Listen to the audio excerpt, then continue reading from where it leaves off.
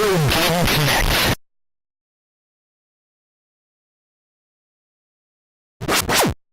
Hello and welcome to Retro Game Connect. I'm Dan Mastriani. I'm Ian Butterfield. And today we are fighting cats in space because we're playing Wing Commander 3 Heart of the Tiger on PC. It just sounds like a bunch of cliches mashed together to make a title.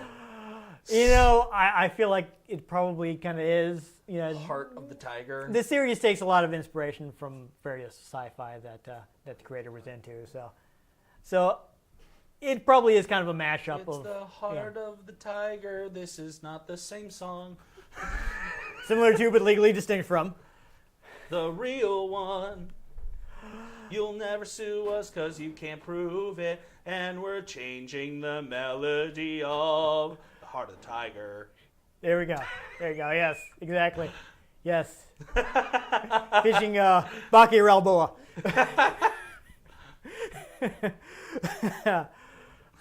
And Assassin's Creed, wait. Instead of Apollo Creed. Yes, yes. There you go.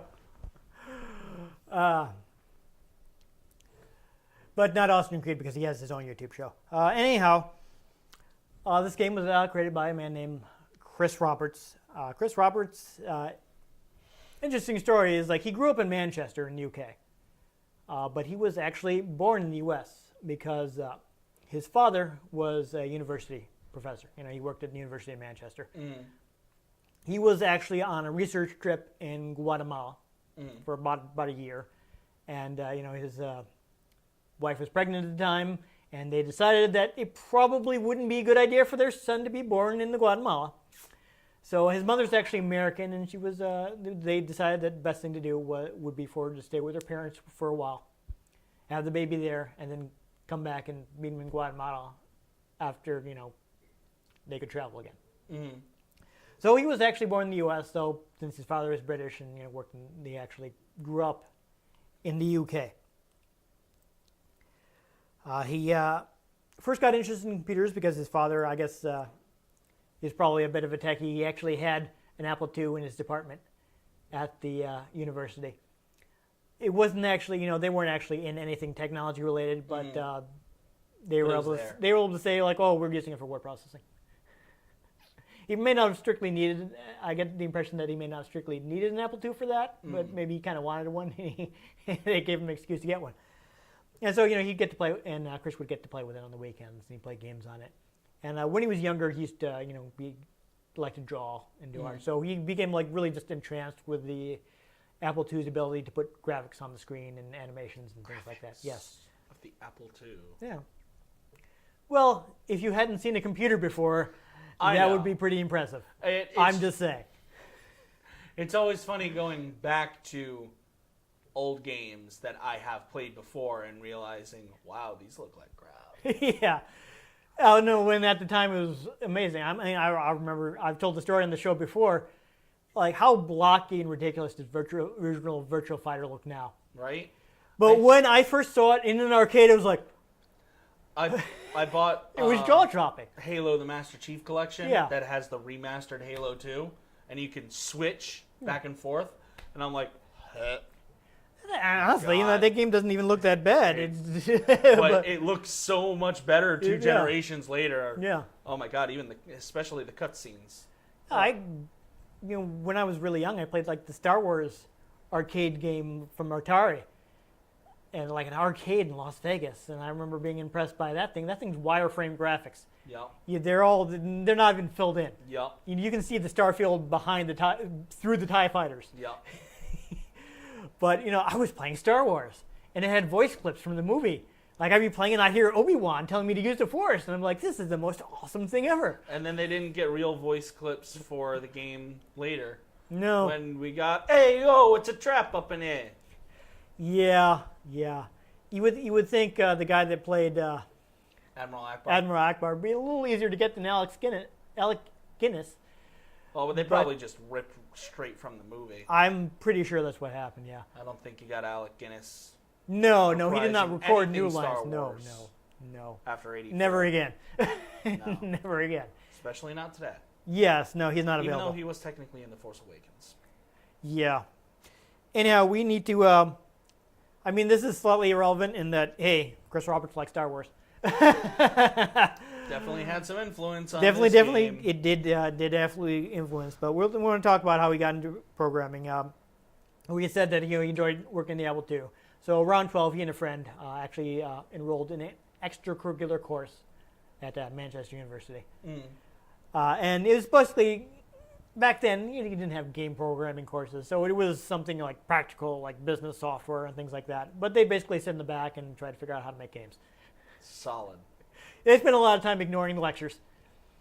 Like everybody does. Yes, and normally this would get you in trouble. But for them, it actually worked out because their teacher, not long afterwards, ended up being the first editor of a magazine called Micro User, which was a magazine about, I believe, the BBC Micro. And he remembered them from class, and he got in touch with them. It's like, hey, I remember you guys were always trying to make games in class. Do you have anything you want to sell us for our type-in listings? Because, again, this is something I think we've discussed before, is magazines in the 80s, back when computers back when computers would come with the basic programming language built in, and the standard way to get a program onto it was to get a listing of a program and type it in yourself. They would include listings. They'd get people to program games, and they'd buy them from them, and they'd include the listing in the magazine so people would buy the magazine so they could type in that game and play it. Wizard. This is something I actually did back in the old issues of 321. I didn't even know that. 321 Contact. I would type the stuff into my TI 99-4A. I'm sure you remember not enjoying playing games on that. Oh yeah, that piece of crap that barely worked. It is 30 years. That thing is nearly as that thing's like 35 years old. So it's surprising that it still works at all. I keep saying I gotta take out the. I've got two of them. I gotta see if the other one works any better. Last I checked, it wasn't reading cartridges, but it occurred to me is like, maybe I just need to clean the cartridge slot. I didn't think it could be. What it does is when I put a cartridge in there, it tells me what cartridge is in there, so it seems like it's reading the cartridge, but then it freezes. So I thought that something like that couldn't be something as simple as a dirty cartridge slot, because I figured, well, if it was dirty, it wouldn't even recognize the cart was in there. But when I was doing research for like the TI episodes, I found out that it is a possible symptom. So like I never thought it could be a problem that simple. So one of these days I got to get around to actually testing that, and maybe I can torture you with some more early 80s games. Well, if they actually can be controlled. Oh yeah, no, we did not play Amazing in the most fun configuration. Slow mice in the visible maze is terrible. I mean, I'm not saying it's a great game, but it's better when you can have fast mice in the visible maze. Anyhow, he learned BASIC at Manchester U. Made some simple games with it. Did he learn bocce? He did not. You make that joke every time. Probably. I don't remember that I do. I think you've made a few jokes about protocol droids translating BASIC into machine language for people too. So just to head you off. But like many other programmers that we have mentioned on the show, okay? Yeah, there you go. He switched to assembly because just BASIC is just way too slow for games.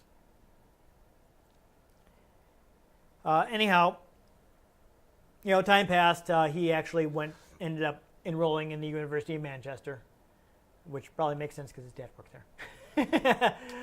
His dad actually ended up being recruited by the University of Texas and moving to Austin.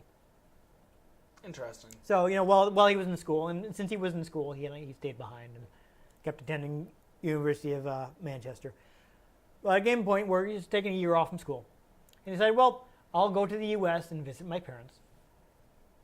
Stay with them for a while. And he just kind of never ended up going back. He found out he liked it in Austin. Oops. Yeah, it was nice and warm. Apparently the girls liked his British accent. He had his computer set up in like the spare room in his parents' place. By that time, I think he switched to the Commodore 64 just because it had a better market. He used to be like programmer for the BBC Micro, but that was kind of a. Not only was it considered kind of a high-end computer in the UK, but also was only in the UK. So I mean, Commodore 64 had a worldwide market. worldwide. So he figured, like, yeah, if I actually want to keep selling games, it's probably a better idea to program on this platform. Because it's interesting because, he had been selling those games to magazines. So you imagine, like, since he was maybe 13 or 14, he'd been basically a professional game developer. He was making money. If you define professional as makes money doing it, he was a professional game developer. Yep. So at the time, he'd been working in a game called Ultra Realm. Kind of like a RPG type thing. And, he was, I guess he went to a... that has the name of, like, some free-to-play freemium game on your freaking phone. There may be Ultra Realm. There may be something else called Ultra Realm nowadays, but he went to a local. He just called it a pen and paper role-playing place. I don't know if he meant a store, this place people gathered, it or was what. The basement of a pizza shop, probably. It could be. I don't know. That they rent out from the mob every other Tuesday. Hey, you want to play get D&D? Hey, we all go out to Luigi's on Tuesdays. We might be able to help you with that. We can help you. Just let's let our bake a little. But now I'm just imagining mobsters placing bets on D&D. Hey, I like that 14th level rogue. He's gonna stab that guy in the back. It's gonna be over. Forget about it. Rolls a 1. Oh, critical failure. Forget about it. Oh. Is this the nerdiest joke we've made yet? I don't know. This is the quantum entanglement. Anyhow, at the place, he saw a poster. He liked the art on it. He asked them to put him in touch with the artist who had painted it or draw it or however it was produced. Who had made it? There's a man named Dennis Lobet. And he said, hey, I would like to contract you to do art for my game. And the guy was like, sure. And then a few weeks later, he was hired by Origin Systems. Now, I don't want to spend too much time going to Origin Systems because their story is very closely entwined with the story of Ultima, which is not what we're playing today. So what you're saying is we're not going to get into Origins today? Exactly, yes. No, I knew I was setting you up for that. It's fine, I expected it. But just in short, basically, Origin was basically built around Ultima. The creator of Ultima, of course, is Richard Garriott, otherwise known as Lord British. Yes, really. And, okay. Early on he had a huge success with Ultima. And basically they formed a company to market it with his brother.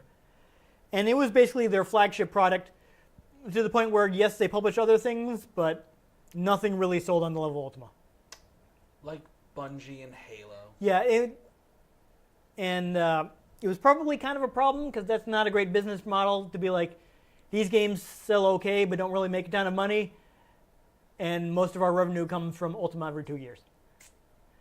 That's a little dangerous, which is why they kept looking for other games to publish because they wanted to have something else. Diversity. Yes. Because we all know what happened to Neversoft after the Guitar Hero fad left. Yeah. Well, they got moved on to Call of Duty. They got absorbed it's sad. into the hydra that is Activision. Yeah, but anyhow, since Lobet had gotten the job at Origin, he says, like, hey, I'm really happy to come work for you guys, but I did already contract with this guy to do art on his game. I want to honor that. And they're like, yeah, that's cool. And actually, we'd like to meet the guy. Why don't you, let him know? We'll have a meeting with him. Yeah, but just let us wet our beaks a bit. You know? Yeah. Roberts goes and he met with Garriott. And, they hit it off. They liked each other. So even though he'd already shopped the game around a little, he showed it to EA. He showed it to Broderbund. EA actually gave him a bigger money offer. But since Origin was right there in Austin. And they wanted to split half the game up into DLC packs. No, it hadn't been invented yet. Actually, we're going to swing back around to that. That's yeah. But since Roberts liked Garriott and the place was local, he felt like, you know what? I'm 19 at this point. I'm going to try working with Origin. And if it doesn't work out, whatever, I can always sign with EA later. I'm still young. This isn't going to ruin my life if this doesn't pan out. Or it could. Yeah. Because life is chaos. Yes. But, so, you end up releasing the game. The game was eventually renamed to Times of Lore. I don't think it did amazing, but, it... Well, I've never heard of it. Yeah, it didn't lose money. Then again, I haven't heard of most of the games we ever play. It was yet another game from Origin that didn't sell as well as Ultima. Kind of did okay, but didn't set the world on fire. Wasn't the hit they needed. Like everything Lucasfilm ever did besides Star Wars or Indiana Jones. Right. Yeah, kind of. Anyhow, though, he considered a few things. He considered doing a Times of Lore 2. He had another project he was thinking of. The one they ended up working on was an action RPG called Bad Blood. They went with that one because they felt like it would be easier to do, and it would land in a hole in the schedule that they needed something. Like, okay, this will probably be done around here, and we needed a game then. But things didn't really go well with Bad Blood. So it released late, didn't sell too well, so you're like, not great. But I think even before he finished Bad Blood, he started working on a game called Squadron. So people might have went rogue instead of making it. Yes, might have an idea where we're going with this. So he started working on that. He actually, I think he actually had like a whole demo and thing worked out before he even pitched it. So he pitched that to them. And they're like, yeah, we like this game. This is gonna be our next project. And interesting some ideas for it. Like he wanted to eliminate everything that broke immersion from the user interface. So you think of your standard game, you'll have like lives or score. So he didn't want anything like that. So basically, it was very everything in the game was kind of in the universe. So unlike a lot of other flight sims, it would actually draw the cockpit, but not just draw the cockpit, but it would actually you would have the stick with your hand on the flight stick, and it would actually animate you moving it. Nice. In conjunction with the directions you're moving on the flight stick. They would do things like when your ship took damage, like wires would fall out and things like all kinds of like Star Trek damage, all the kinds of ridiculous stuff that probably wouldn't actually happen, but which people expect from watching sci-fi shows. Yeah, random fire bursts in a hallway. Yeah, stuff like that. Yeah, right. For some reason that happens, and then R2 has to put it out. Yeah, so he wanted to kind of add more story and narrative to it because he felt like that could kind of tie the action together, add context to what you're doing. Yeah. So he credits not only, of course, his love of sci-fi, but he also had a love of military history. I mean, one of the interviews I was reading, he felt like it was kind of more of a British thing because there were a lot of kids who were like into military history and like had tank models and things like that we don't do as much in the U.S. Or at least not at the time. Nowadays, kids play games on their parents' smartphones, but well, yeah. But anyhow, he had an interest in military history. He's actually saying that Wing Commander was directly based on World War II. Basically, the war in the Pacific, the human forces are the U.S. Navy, and the Karathi, which are the anthropomorphic cat people that you fight, are representing the Japanese Imperial Navy. Interesting. Yeah, so he considered like the planets, islands, and space as the Pacific. And actually, the first game he intended to do it as 3D wireframes, kind of like early space simulators, stuff like Elite, which was very popular in his native UK. Or even like some of the first Star Wars flights. Star Wars, yeah, stuff like that. They'd actually there was a game called Space Rogue, which Origin had published earlier, which used wireframes.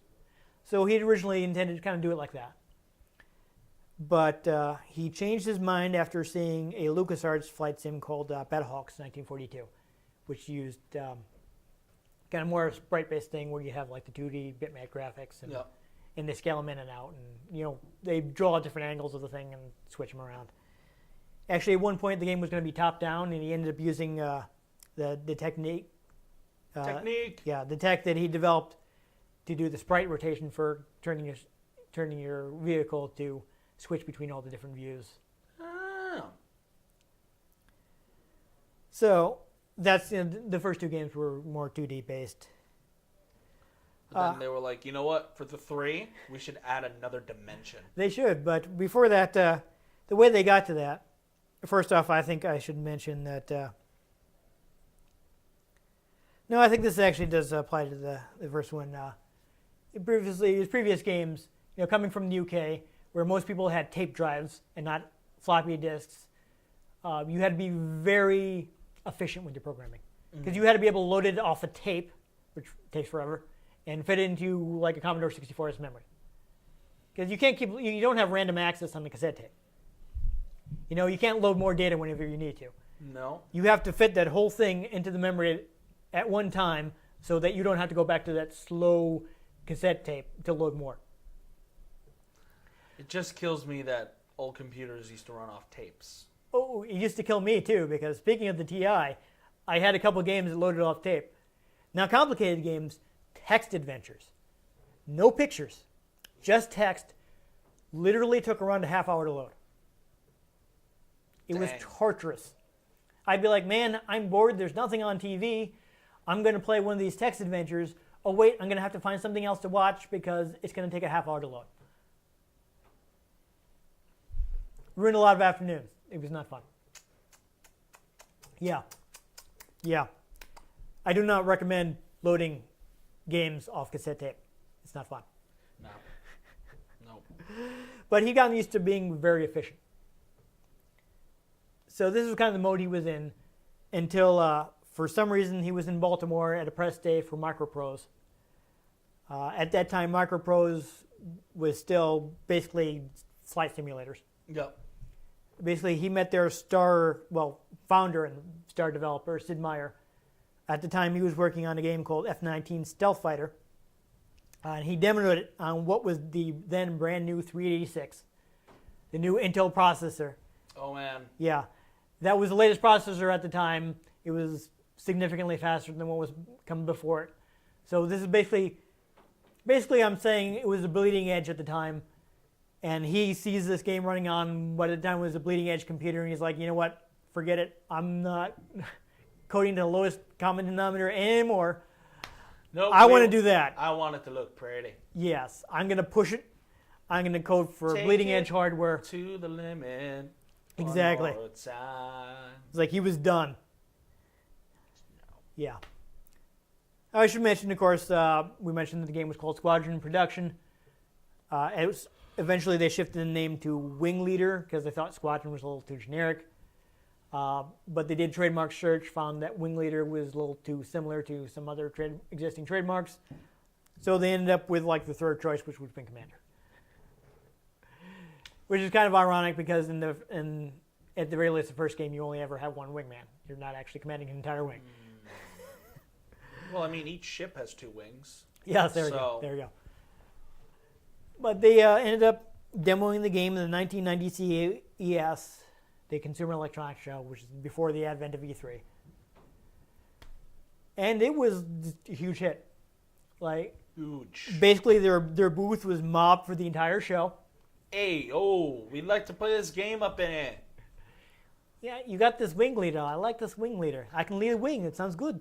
Hey, where are you playing Dungeons & Dragons in the basement of a pizza restaurant? I like you. Yeah, go get it, kid. You go from the dungeon to space. You got the stones. It's good. I like that. But the game ended up being a huge hit. So finally, Origin had a huge hit that wasn't Ultima. Finally. And I said we would loop back around to this.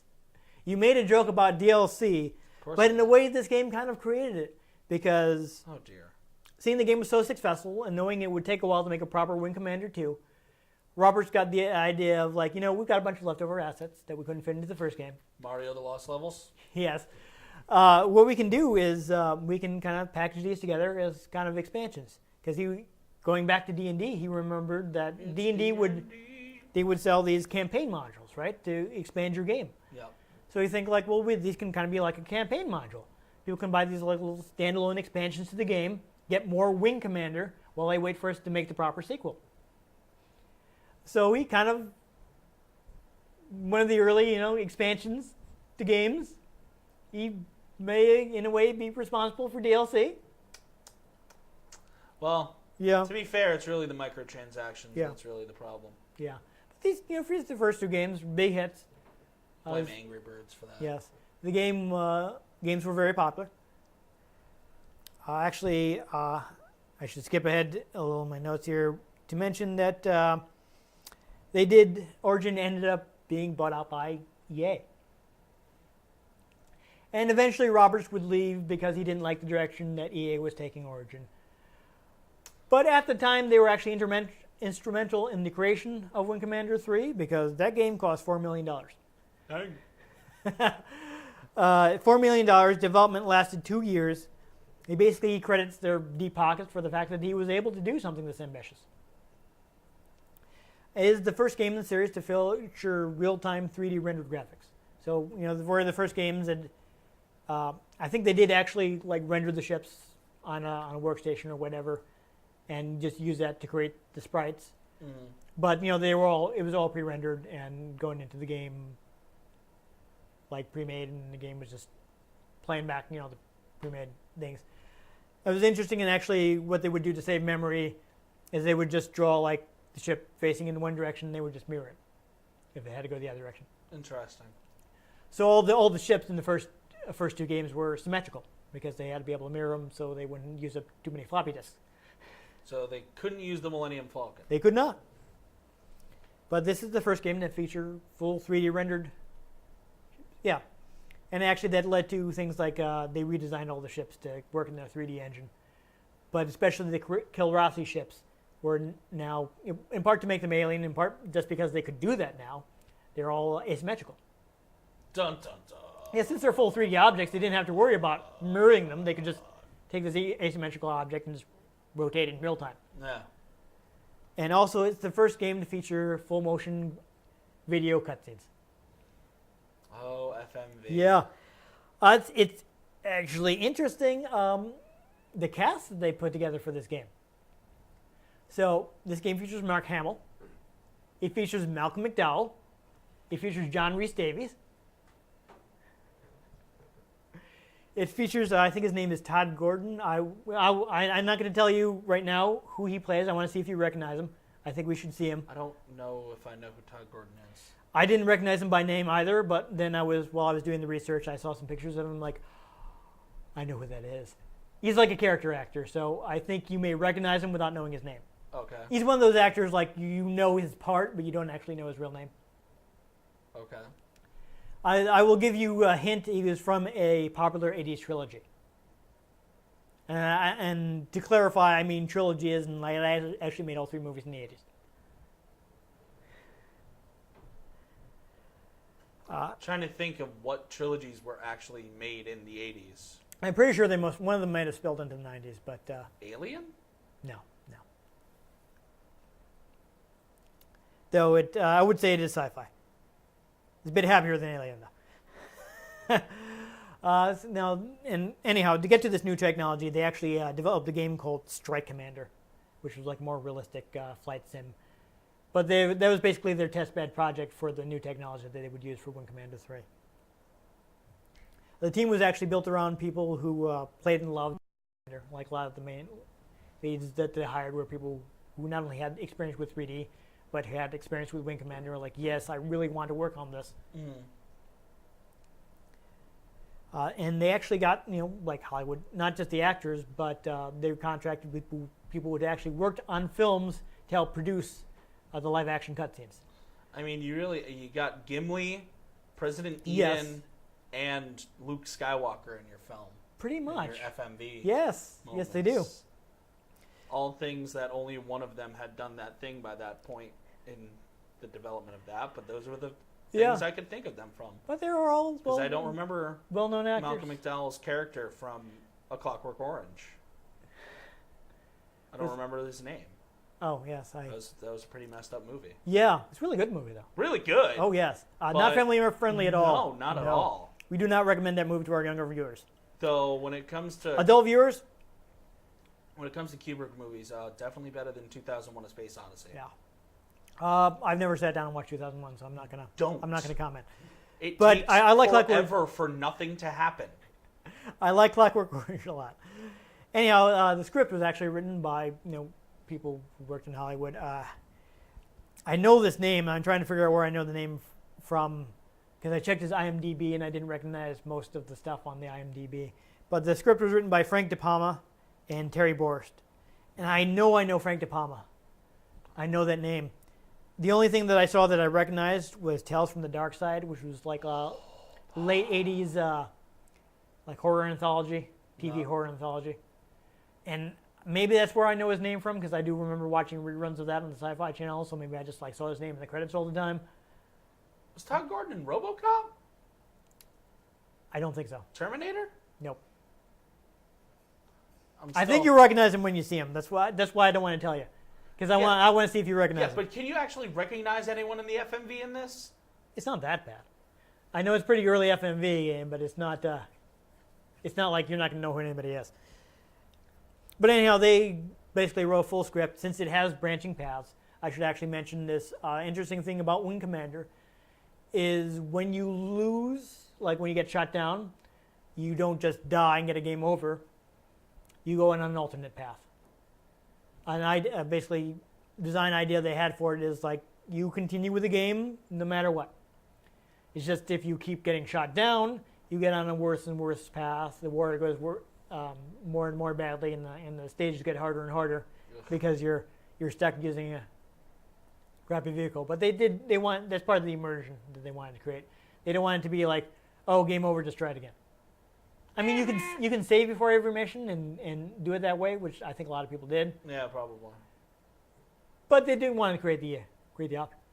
Though I should mention, the fun thing about the first game is like the way you would quit is you actually click on the airlock. And that's how you would get to quit. Instead of having a menu, you would actually if you want to save, you go to the barracks and click on your bunk. You'd exit the game by clicking on the airlock. Nifty. Yeah, so it's a lot of the game stuff.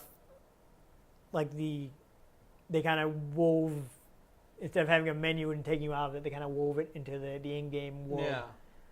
So that's neat. But anyhow, back to my previous point is De Palma and Boris basically end up writing all possible dialogue and kind of, sketching out missions and things like that. Roberts actually ended up directing the FMV himself. He hadn't initially planned on that, but for whatever reason, he ended up doing the test shoot, and he was like, well, okay, I can probably handle this. Which seems to have worked out pretty well. The interviews I saw, the actors had nice things to say about him. So at least for the very limited work he was doing, he seems to have been a good director.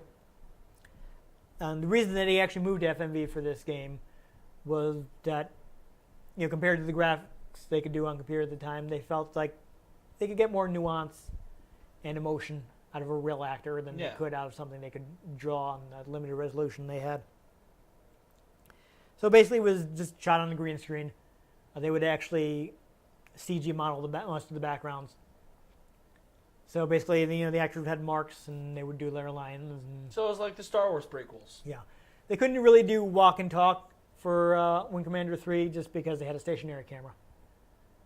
So not to say that they couldn't move around the set, but I don't know if you know the scenes that they will often do in movies because it's like a cheap way to add motion without doing an expensive shot. It's basically someone will be walking down a hallway while the camera follows them, and they'll be talking about something. Yeah. And it's a common thing in movies because it's an inexpensive shot, but it allows you to have something that isn't very static. It's a moving shot. They used to do that in House all the time. Yeah. You're walking down the hallway. Yeah, the walk and talk. It's very common. Yeah. It's a great way to keep it from being static, kind of like what we do here, where we're just talking to the camera.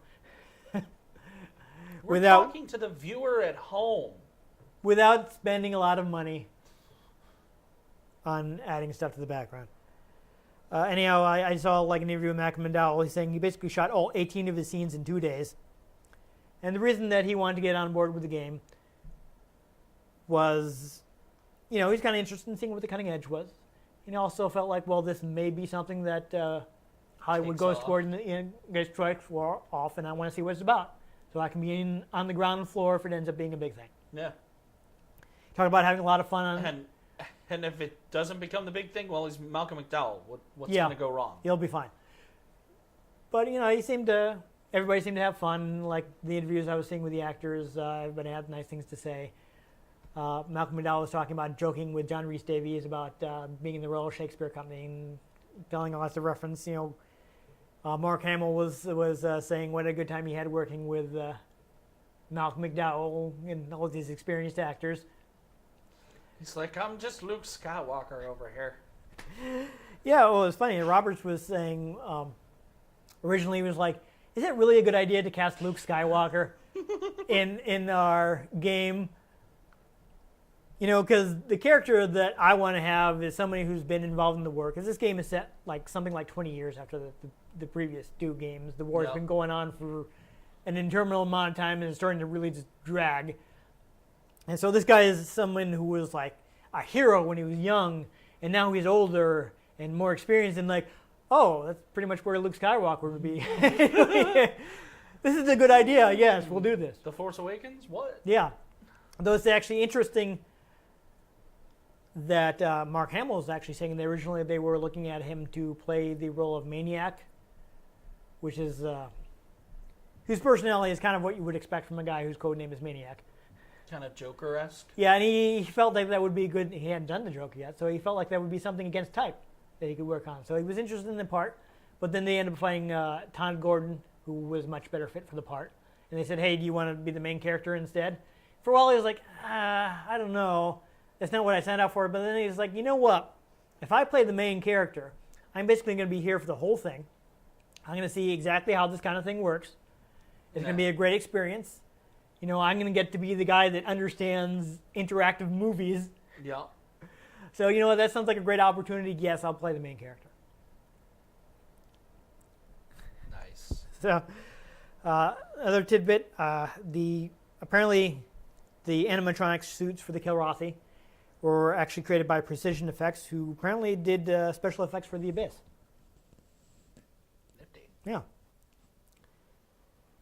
I'm still trying to think of a sci-fi trilogy that came out in the 80s. But we'll see if you recognize him. If you don't, I'll tell you what the answer is. But other than that, I just want to mention Roberts. He moved into movies around 2000. I did want to mention this because it's interesting because he was a producer on the 2004 Punisher movie. Were they doing Battlestar Galactica movies in the 80s? Movies, no. Okay. I don't think so. I never followed that one. Yeah, I don't know. The TV series was 70s. But that's not what I'm talking about. He also produced Lord of War, a few other movies you may have heard of. So he actually had a decent career in Hollywood. Though 2012, he came back to games with the crowdfunding of Star Citizen. You may have heard of Star Citizen because it's still not done yet. So it has the potential to be or not be Mighty Number 9. Yeah. As of this recording, the game is still in alpha. It is a playable alpha. People who spend money on the game have something to play. So it's not like they're sitting there twiddling their thumbs. They're just sitting there twiddling their thumbs. Yeah. Star Citizen is like ridiculously ambitious. I wonder if you'll actually be able to finish that, but who knows? It's starting to sound like No Man's Sky. Yeah. We'll see how that works out. But anyhow, that's pretty much what I dug up. So, let's do the thing. Let's launch. Do some space combat. So this is going to be fun. People at home may not be able to see too well because Ian's going to have to use the keyboard. Flight sim, it's This- a flight sim. It kind of leans more toward arcade, but it's still pretty complicated. Then we will watch our fun live action intro. Wonderful. Origin. Yes. Sense. A Chris Roberts game. Yeah, so we get the... Wing Commander 3. You get the fun movie style logo crawl. There you go. It's the heart of the tiger, totally not a ripoff. Oh, no. Mark Hamill. Yep. I think I've heard of him. Yeah, maybe. Jeez, I don't know. Yeah. Oh, Tom Wilson. Okay, I got his name wrong. My That mistake. still doesn't help. No, again, I didn't recognize his name. I didn't recognize most of these people's names, but I feel like a lot of them are character actors. So it's like there may be people like you'd be like, oh, I know that person, even though I don't know what their real name actually is.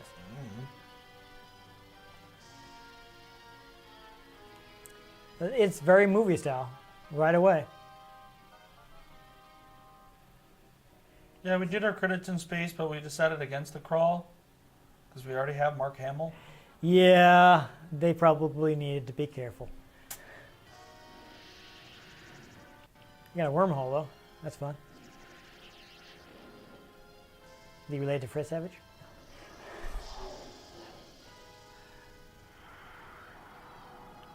So we got some fun early 90s CG. Mustafar? You're right. Oh, Dark Coruscant. Yeah. Man, this Chris Roberts guy seems really involved. Yeah, it's almost as if he created the series or something Yeah. and was really hands-on with this game. Right? Nuts. But yeah, he is like totally super hands-on with this game. I mean, he's playing it right now. Oh yes. He's directing this. I'm happy that this does actually have subtitles. Knock off Wookiees. They're supposed to be cats. Apparently, the original design was more cat-like. It had more of a, like, pronounced muzzle. But they just couldn't do it with the animatronic rig that they had. Interesting. Basically, they had a standard animatronic rig, so they couldn't fit a head like that to the rig.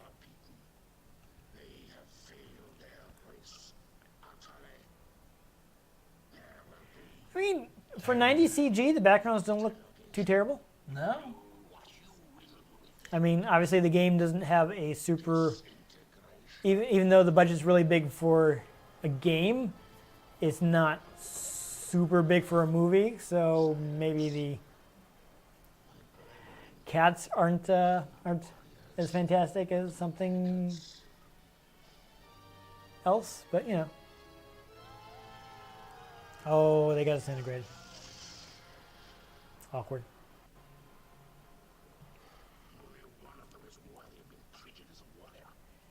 Yeah, so these guys are probably a lot like Klingons. Just call me angel of the morning. Sorry, what?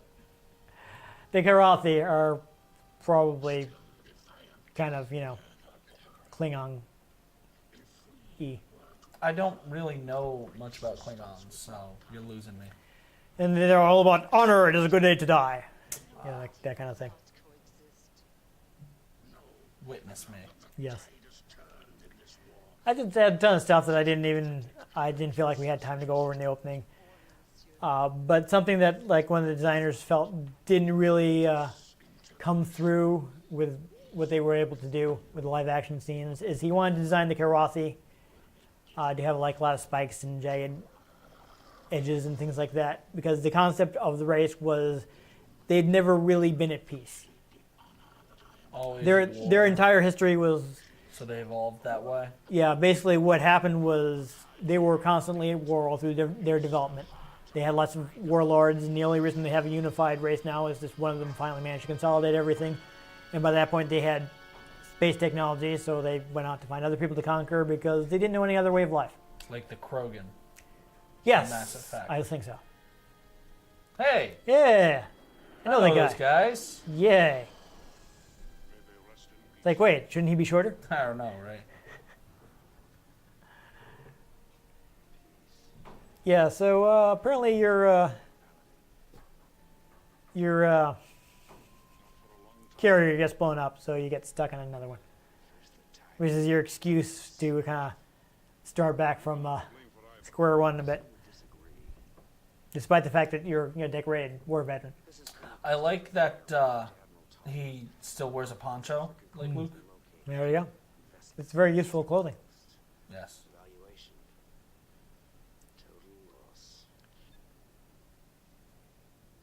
Yeah, so I don't know if they're going to explain it here, but apparently the woman that they didn't kill is his girlfriend.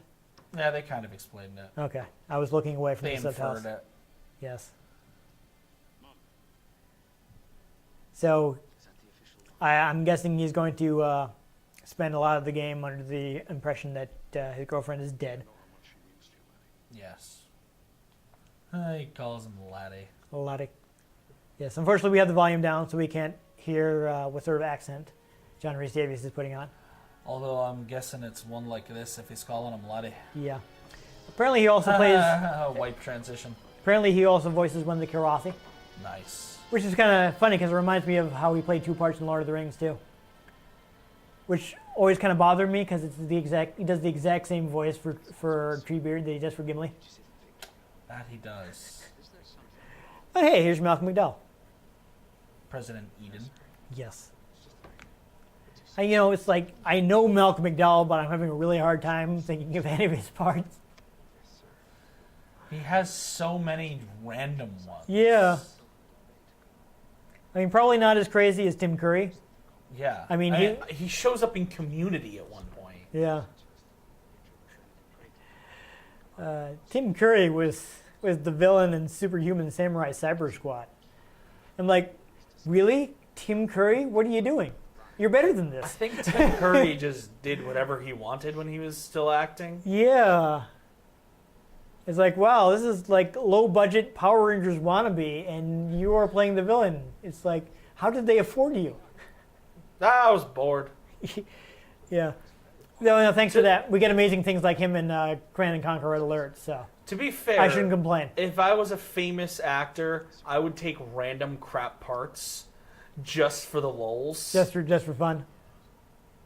Just so If that... you were like Tom Hanks and didn't need the money, so you could just do whatever you felt like. Exactly. Nice. Just make like random cameos on TV shows that make no sense. Just basically have fun being famous and rich. Right. And then like those movies would get that sort of boost of, well, he's in it. Okay. Well, that'll be interesting. Yeah, to be And my- it's just an overacted piece of crap. Yeah. To be fair, my plan for if I like everyone Publishers Clearinghouse is just to keep doing the show because it's fun. Like I don't need an actual job, so I'll just keep doing this Right? because it's way more fun than anything else I can do for a living. I would start by taking a nap and then figure it out from there. Yeah. Like, yeah, I play video games because I want to. So I don't need the money. Who cares? I'm just imagining like the Powerball, like winning that, and they're like, "So what are you gonna do with your money?" Well, first things first, I'm gonna go home and take a nap. What? Yeah, like I gotta Like, sleep on I can this. relax. I just won millions of dollars. What I got to worry about? Yeah, I gotta worry about crap. Do what I want. I can when be want. like, yeah, Fool. relax, take a nap, think about how rich I am. Yeah. Then maybe tomorrow I'll go out and buy a new car, There we go. buy a house, Oh yeah. and a squid. Well, if I'm independently wealthy, I'm building a house. True. I will build us our dream studio, where we have like all the consoles set up, so I don't have to hook anything up. We'll have like a nice like some- CRT monitor Yeah. we can play all the games on. I want to try to find one of those ones that can play 720p, go all the way up to 720p, so we can play everything up to 360 on that. Oh yes. It'll be nice. Welcome to the TCS Victory Cup. All right, so I think we're. Yeah, so I guess that guy defected in the last game. But I think we were pretty close to getting to gameplay. I couldn't figure out if he's named after the tiger from Calvin and Hobbes. Well, what's his name? Hobbes, the Karathi defector that's on your side. His name is Hobbes. I'm like, is he named after Calvin and He Hobbes? has to be. But I couldn't find anything. I couldn't find anything about it, so I don't know.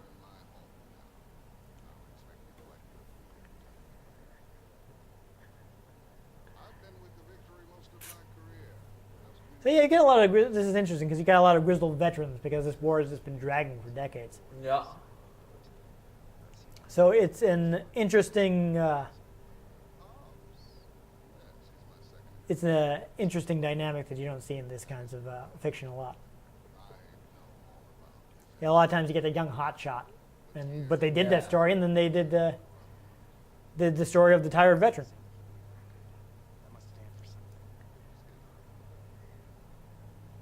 But interesting thing is this actually was intended to be wrapping up the trilogy. It was going to be the final game. The Return of the Jedi, if Yeah, you will. pretty much. Though they did end up doing Wing Commander 4 because EA said, like, we're making money, make another game.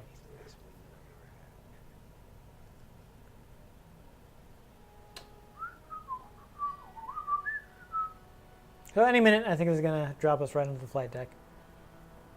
And hopefully we'll not get destroyed. Yep, there you go. It's really weird that it does that.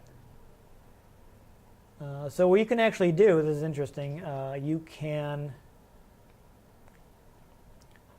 click on Hobbs when you see him, and you'll have a conversation with him. So why didn't you do that? Talk to Hobbes. This is really weird that it does that, but Right? yeah. Welcome aboard, old friend. You're looking fine and fit. Though originally this would have had to load it off CD. So we're, I think, getting into the game much faster than people playing it at the time would have. I don't have a clue. Haven't heard from her in a while. She's on some damn covert out for Toland. But hey, I got good news for you. I put you back on the flight Yeah, list. so he's talking to his old buddy. Never mind that. I want you with me on my first mission. There is at least one other thing I do want to show off. You can actually move around the ship a little and see little vignettes before you actually start it. So we don't want to spend too much time on it because we have to do at least one mission. But We're like 12 minutes into this. yeah, there was a lot of Still cutscenes. just- Can we Though I fight think people? you do want Let's go to. fight I think you do people. want to go to the main terminal and log in, enter your call sign. You're probably What gonna have to should do we this. call initially. sign? What should we call sign? Retro, whatever. Retro, whatever. Sure. We're not actually going to save. Okay, that should be good. You can log off. Head to the lift. There's one cutscene that was interesting. There's another thing where he has a locket where Angel sends him a message, but for the interest of time, we won't watch that.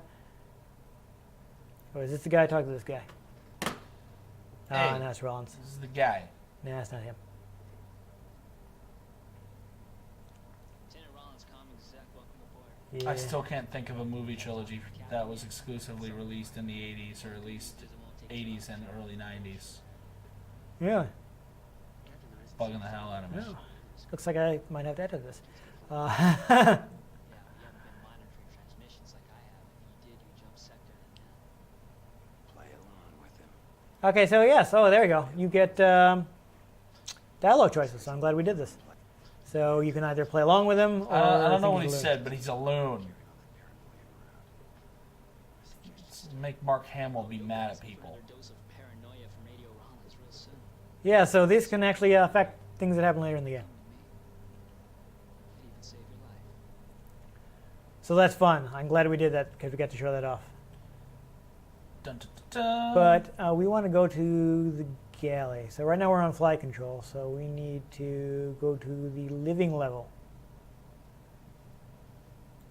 There we go.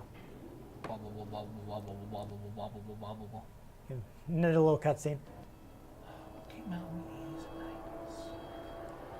90s? Sci-fi. It's not super hard sci-fi, mind you. What do you mean by that? Exit to the left. I mean, it's not like, spaceships and very serious science. That This- only helps so much. This is a fun character scene. This is what I want people to see. So you see that this pilot, as soon as he walks in, she leaves. So she does not like Kilrathi. So I enjoy that it kind of has that little bit of character thing. How about going around with me? That's your week's pay on one hand. Jurassic Park? Dude, that's 90th. What? I don't know when that came out. I don't think that movie. Okay, that's just what I wanted people to see. I like that. I like that little bit of character building, So So we can go back to the lift and let's go do the briefing now. fly Yeah, and we gotta go. Break things. We gotta go. I don't know if we're gonna see the guy.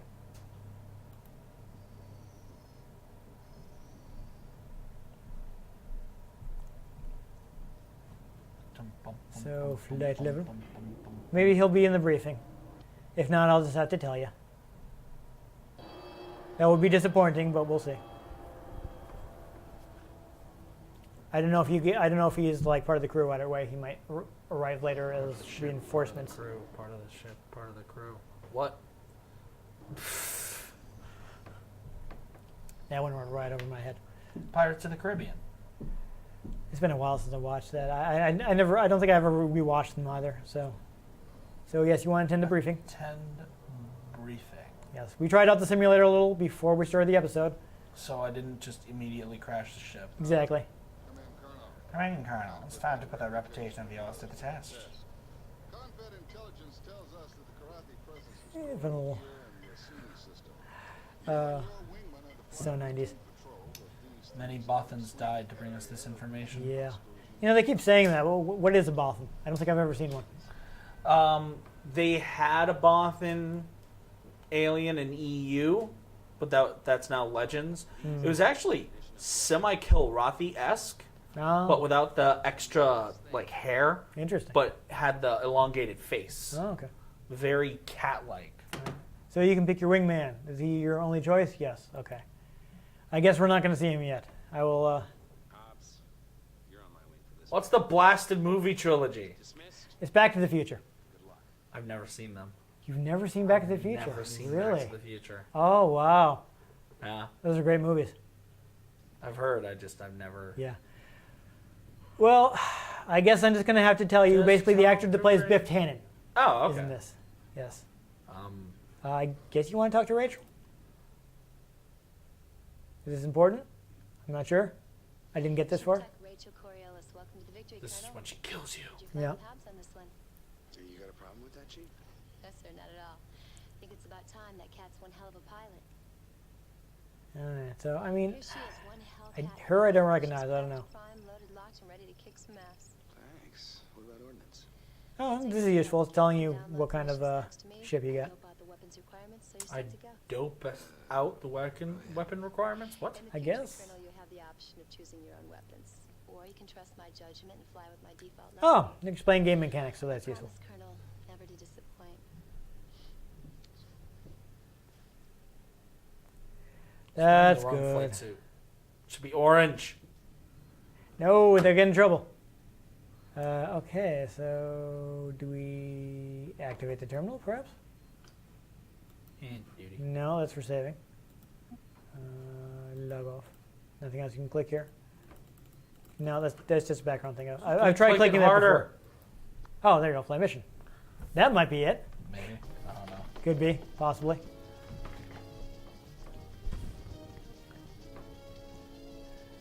It could happen. Yeah, so the previous games had a launch sequence too, but now it's live action with Mark Hamill. All right, R2. So that's fine. Lock ice foils in attack position. What? There's my R2 unit. Oh, wait. This one's pretty beat up. Do you want a new one? We've been together for like 2 days, man. Nah, I'm good. Oh, yeah. Batman reference. Atomic batteries, power, turbines to speed. Okay. Okay, you can just do auto, so you might as well just do auto instead of taking off yourself. I don't know if we'll get to do this, and it's probably kind of hard, but I will mention that you can actually fly inside capital ships during missions. Solid. So that is a feature that exists in this game. But see, you've got you've got the cockpit. You'll actually see your character moving around the flight stick as you play. Full guns. Oh, were you in range? Oh, you hit him. Hitting the shields. They're taunting you. Well, like you'd be keyed into the enemy's radio in real life. I mean, maybe they're keying into ours. I guess, but it seems kind of silly. Though you see it in lots of lots of sci-fi things. Ah, I think Hobbs shot him down for you. I mean, I shot a missile at him. Oh, was it the missile? Maybe. I don't know. I wasn't looking. You got your wingman on. Don't forget you can give him commands. Like, I'm going to look at the instructions to figure out how to do Do that you right now. want me to look in the instructions to figure out how to do that right now? I mean, maybe. All right, hold on. Combat. Let's see. We don't need to calibrate the joystick right now. Where, oh, where The joystick we're not is using. that little red flag? All right. I'm tracking. So much emptiness in space. Here. Yeah. Literally, I can't, like, turn and see the dude. Well, he's on your radar. Right I know, there. I see him on the radar. I'm trying to find him.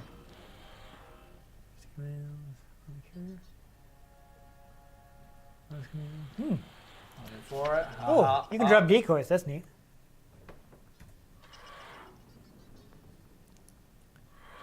So there's thing is just just lots of things you can do. Horribly good at avoiding me. Uh-huh.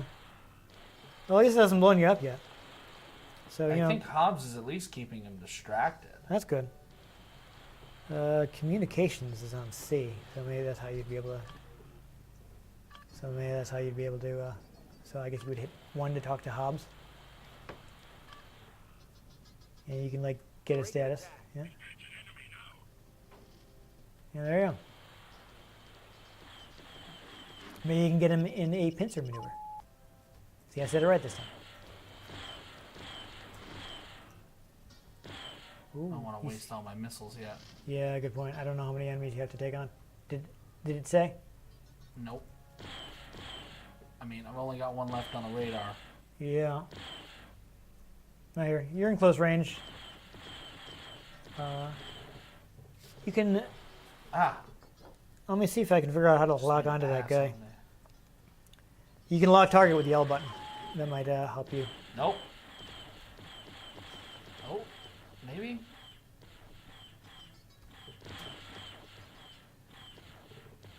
Come on, you piece of slag. Shoot him down. Wow. What speed are you running at? You might want to. No idea. You might want to slow down a little to get a faster turning radius. I don't know how much further I can slow down. You do seem to be moving pretty fast. You're going home in a box.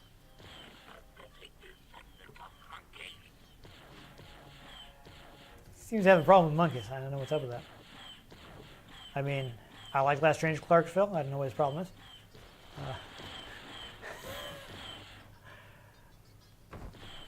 All right. So yeah. There we go. Oh, he's going. Yeah, Hobbs got him for you. Nice. Good wingman. All right. Looks like he had auto again. So I would say head to the next waypoint Oh. because nobody wants to watch us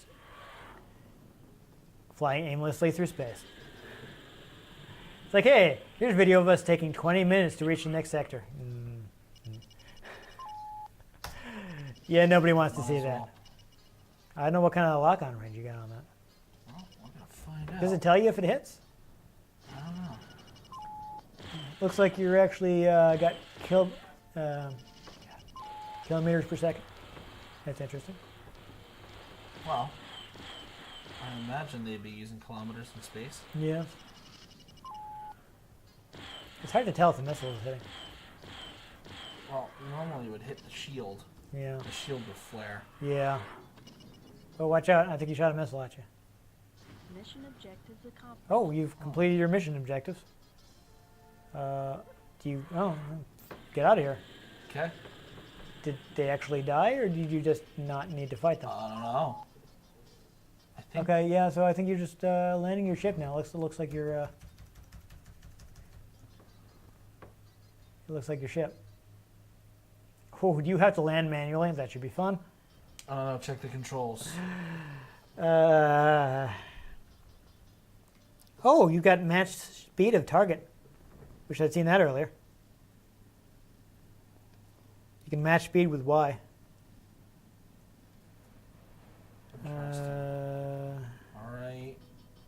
Slow down. Victory. Victory! Victory for Zim! Yes, you're moving in on victory. I believe that's the name of the ship. Yes, you are the victory. Yes, that is correct. All right. Did you land? Is that it? Get your auto slide. You need to go down to the and then the autopilot. Do you have to like actually touch down?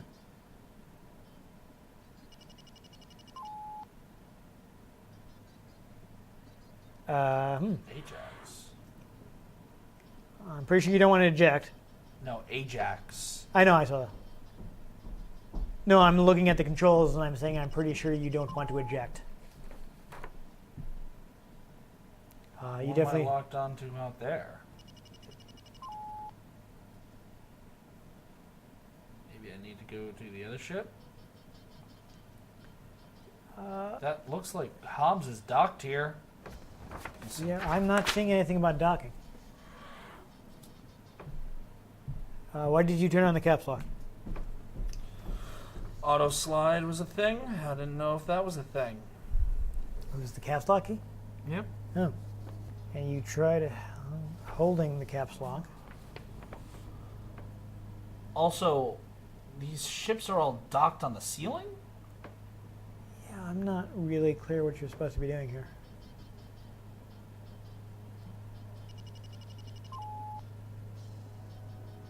Okay, so see now that target lock disappeared. Oh, you've got smart targeting, huh?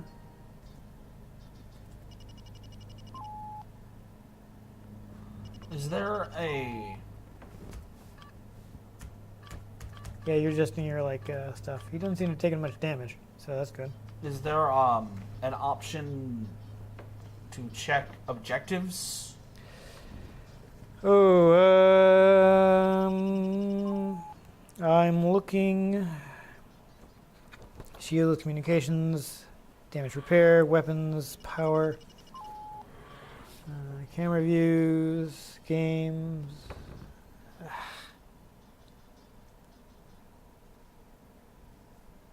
Did you fly back out? Yep. What are the afterburner controls?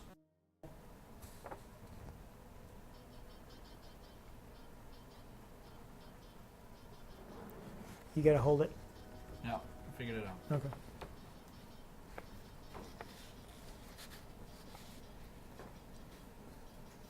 There's gotta be some way to look at those objectives again.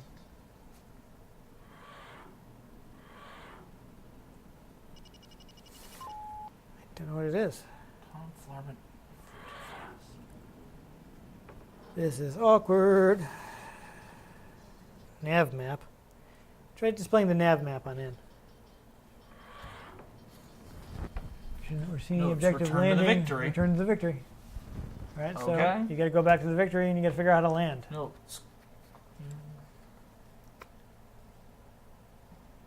So you run back through your objectives here. Yeah, how do I stop? Probably, you know. Okay, there's the victory. There's the victory. Oh, you can autopilot. Hit A. Now it gives me autopilot. That was weird.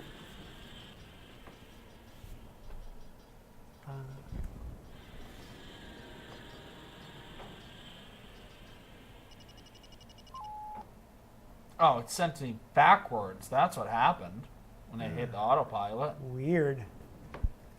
Well, anyhow, I like his hand is actually moving up on the throttle. Yeah. That's good. I gotta hit the brakes here before I Yeah, smash into a spaceship. that would be awkward.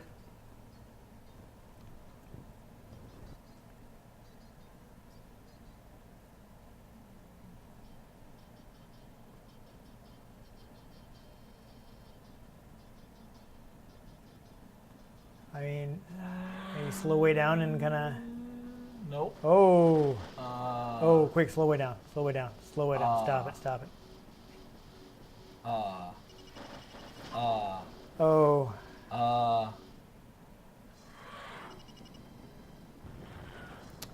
okay. And we were doing so well.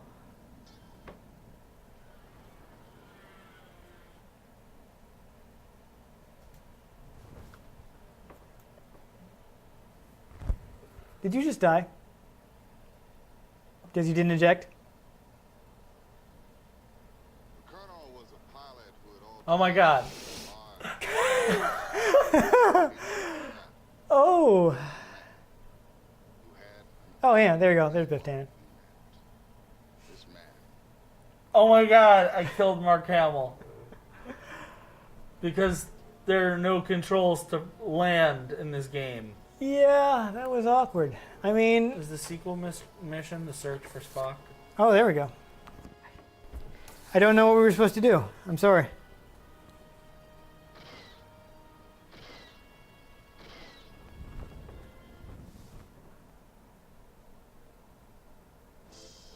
The end.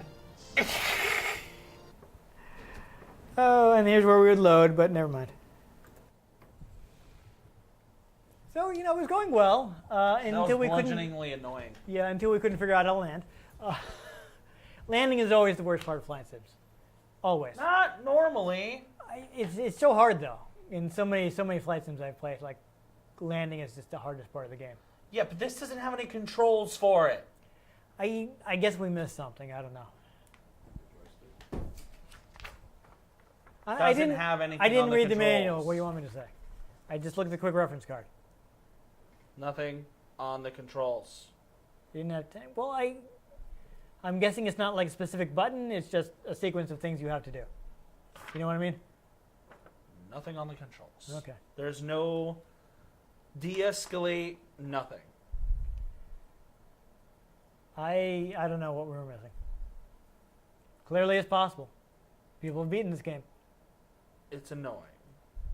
I'm pretty sure they don't all just eject once they get to the hangar. I should have. That might have been funny, but we were doing so well, I didn't want to screw it up. You succeeded in the mission. So if you can land, though, it's a pretty entertaining Yes. game.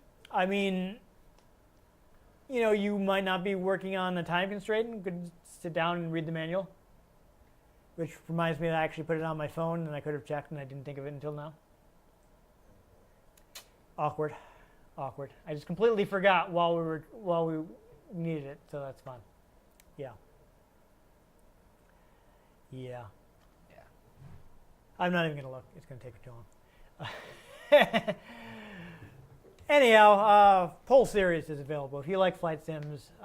My understanding, this does tilt a little more toward arcade because they want it to be more fun than realistic. Other games would be probably even more punishing about how you have to fly your ship. But they might tell you how to land it. Yeah. I'm guessing like maybe that's something that they would have told us if, say, we'd done all the simulations or things that we didn't have time for. Sat down. I mean, with the games there, you were expected to sit down and read the manual. We didn't have time to sit down and read the manual. But if we were like 12 and that was the one game we'd gotten that month, we probably would have sat down and read the manual cover to cover, spent a bunch of time in the simulator, learned the thing inside and out before we started playing. But Yes. obviously we're working on a schedule. We couldn't do that. Yes. So it's definitely something you want to spend a little time with. I was going to mention pretty much the entire series is available. Some of them are on Origin. The copy that I have actually I got from Origin. They were giving it away. Here, take it. They have that on the house promotion. Basically, I don't know they have that on. They don't, the okay. promotion. basically, as I think one way to try to get people to use Origin to buy games, EA will periodically rotate in a different game that they are giving away for free. Oh, so it's sort of like games with gold for Xbox Live. Yes, exactly, except that it's just free. And they're like, please use Origin. Please, we're begging you. It's like, okay, well, I'll occasionally log in and get the free game and I'll never actually buy anything from you. Which is basically what I do. And this was free, so I got it. Even though I'm And actually... once you put this up on YouTube, they're going to hunt you down. Yeah. I'm terrible at flight sims, so that's why I didn't have any advice for you, because I hadn't played it, because I knew that I would do much worse than you did. There's a reason I'm always the pilot and he's always the gunner. Yes. Well, there's also a reason I play games with tank control, so, it evens out. Because tank controls are stupid. Well, I grew up with it, so They I knew how make sense when you're in a tank, But not when you're a human. Anyhow, very popular series. People like it. A lot of people like the first one the best. You can buy it in a pack with the second game from GOG.com. You can also buy them from Origin, but they sell them all separately, and they cost more. So I'd recommend buying them from GOG. It'll save you some money. But pretty much the entire series is available from GOG. They have not only like the 4 numbered games, 4 or 5, I'm not even sure if Chris Roberts worked on 4. I don't remember if like somebody made a 5 after he left or not. But there are several spin-offs too, and GOG has them all. So flight simulators in space or something you enjoy, you can buy this for a relatively low price. Pretty good. Other than that, I don't know how much we have to say about it. Cause, I mean, So why don't we land the show? Yeah, land the show. If you enjoyed this show, yes, if you Just end it right there. yeah, if you enjoyed us vibrating through the carrier, make sure you give this episode a like. If you'd like to catch future episodes in which we don't have to land our own plane and manage to crash into the hangar, make sure you subscribe to our channel. I've been Dan Mastriani. You can catch me on Twitter at NewTypeCola. I'm Ian Butterfield. You can find me on Twitter at IanGButterfield. You can find the show at RetroGameCNCT, Facebook.com/RetroGameConnect, and RetroGameConnect.tumblr.com. Get in touch with us. Let us know what you thought of the games we played. Let us know if there are any games you'd like us to play. If we can get our hands on them, we might just crash them. Because they don't tell us how to land. And most importantly, make sure you join us next time on Retro Game Connect.